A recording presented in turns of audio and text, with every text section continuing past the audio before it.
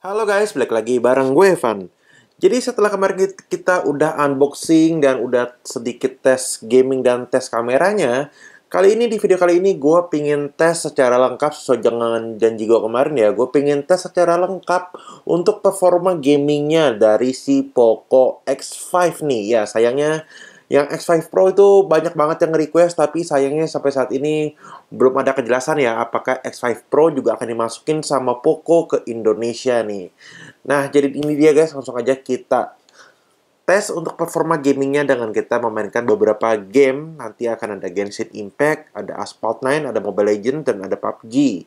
Nah, sebelum kita tes performa gamingnya, kita intip dulu untuk skor Antutunya nih dari si Poco X5.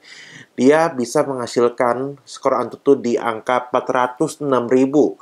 Jadi seperti yang gue bilang kemarin, ini tuh angka yang cukup tinggi yang bisa dihasilkan dari sebuah prosesor Snapdragon 695. Prosesor yang jadi langganan banget. Sekarang udah banyak banget device-device mid-range sampai device-device harga 5-6 jutaan, 5 jutaan lah ya, yang pakai Snapdragon 695 karena emang sudah teruji ya untuk performanya dan keefisienan dari performa prosesornya ini. Nah, untuk game pertama langsung aja kita tes game yang cukup nggak terlalu berat ya. Kita tes dulu game Asphalt 9. Oke, jadi game pertama ini sekarang gue udah masuk ke game Asphalt 9. Game yang udah cukup lama tapi masih oke banget buat jadi bahan pengujian untuk gaming test nih. Karena grafisnya yang cukup berat ya. Nah, ini dia guys.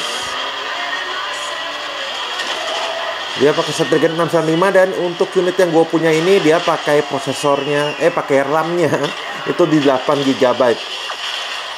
RAM-nya di 8 GB dengan memori internalnya 256. Gue nggak tahu nanti yang masuk ke Indonesia apakah ada pilihan RAM 6 GB juga atau 8 GB doang nih untuk pilihan RAM-nya.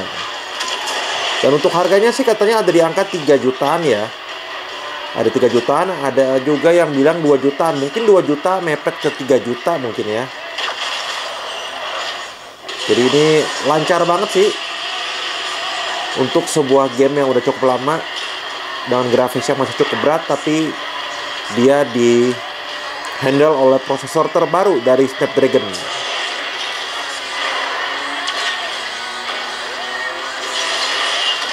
Oke.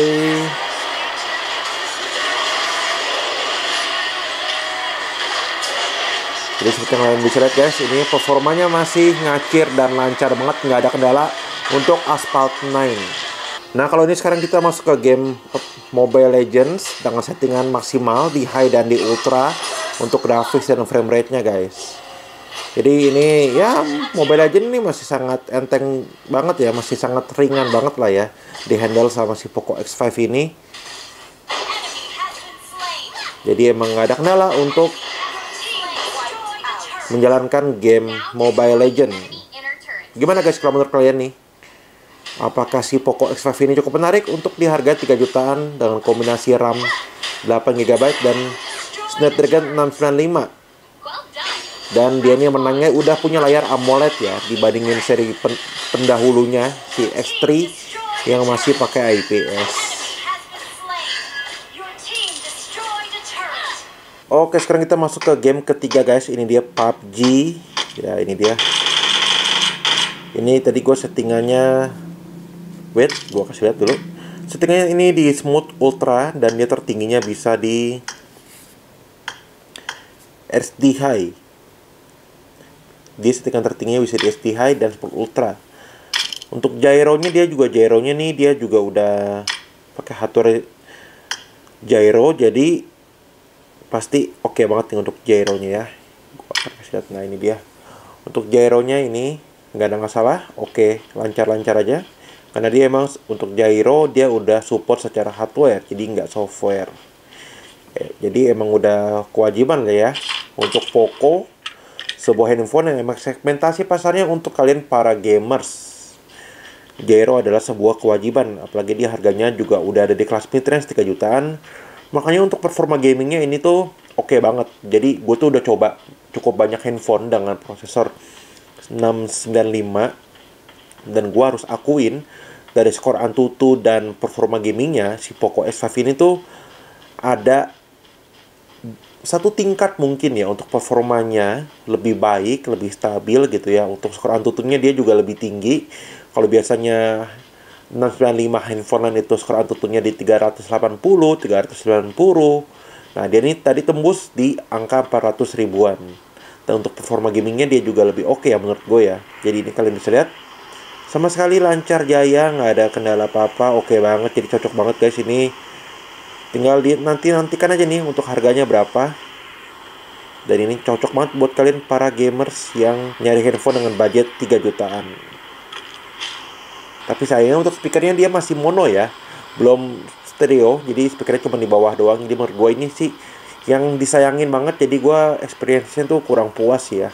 Oke, here we go. Ini dia game yang paling berat banget dan game terakhir yang kita coba di video kali ini. Ini adalah game Genshin Impact guys. Game yang paling berat banget ya katanya di sejarah game handphone. Jadi ini dia Genshin Impact. Grafisnya cakep banget ya, emang nggak bohong sih. Penantian gue download si Genshin Impact bergiga-giga, hampir 20 giga tadi kalau nggak salah. Dan ini masih lancar banget di running di Poco X5. Jadi emang mantep banget nih prosesornya. Optimasinya ini oke banget, bisa dijalankan dengan cukup smooth. Walaupun emang beberapa kali gue menemukan ada frame drop, tapi itu minim banget. Dan gue masih sangat nyaman banget untuk mainin game Genshin Impact ini di Poco X5. Nah, gue juga sebenarnya penasaran banget sama performa gamingnya dari si Poco X5 Pro yang pakai prosesor Snapdragon 778G. Dan ini kalian bisa lihat guys, no lag, nggak ada kendala, masih sangat sesuai harapan kita nih, masih nyaman banget. Gila ya, game PC bisa masuk ke handphone di tahun 2022-23. Gila.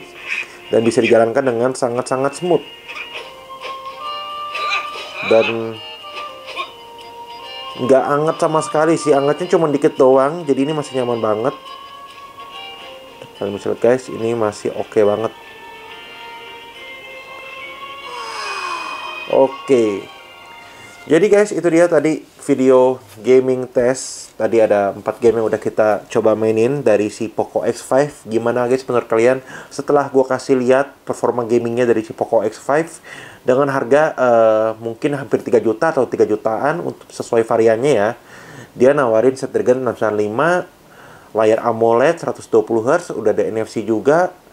Dan dia punya baterai 5000 mAh gitu ya. Coba sampein aja pendapat kalian di kolom komentar di video ini. Oke guys, jadi sekian untuk video kali ini. Dan kita ketemu lagi di video selanjutnya. Thank you guys.